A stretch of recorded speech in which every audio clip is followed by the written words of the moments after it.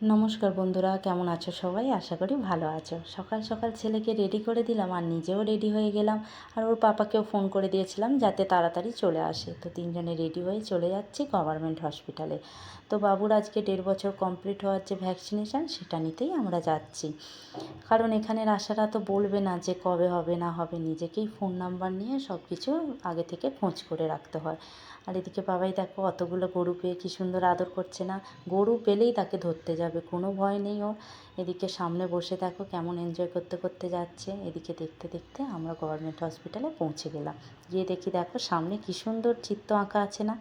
এদিকে ঘরে ঢুকে গিয়ে দেখি দুটো দিদিমণি আছে, তার মধ্যে একজনকে বই দিয়ে দিলাম, সেসব লিখছিল, আর একজন ইঞ্জেকশান দিচ্ছিল। এদিকে প্রথম ইঞ্জেকশানটা দেখো হয়ে গেছে, কোনো কাঁদলো না।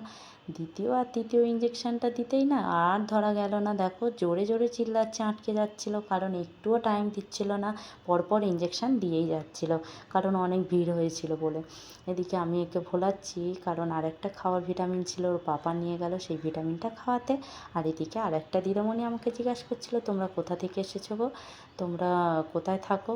তো আমি বললাম আমরা ওয়েস্ট বেঙ্গল কলকাতা থেকে এসেছি। তো ও জিজ্ঞাসা করছে তোমরা টিফিনে কী খাও, মুড়মুড়া খাও নাকি ইডলি ধোসা খাও? আমরা বললাম ইডলি ধোসা মুড়মুড়া দুটোই খাই। তো মুড়িকে এখানে বলে মুড়মুড়া।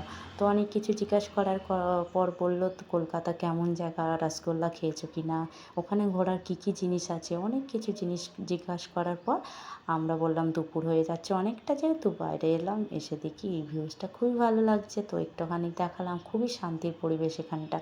তো বাবা বললো চলো অনেক দেরি হয়ে যাচ্ছে যেহেতু বাড়ির দিকে যাই, কারণ আমার রান্নাও কমপ্লিট হয়নি, ও স্নান হয়নি, বাবার খাওয়া হয়নি, তাই আমরা একটু তাড়াতাড়ি চলে এলাম। এদিকে এসে ওকে খাইয়ে দিলাম। ভিডিওটি এই পর্যন্ত, ভালো লাগলে লাইক আর সাবস্ক্রাইব করে দিও।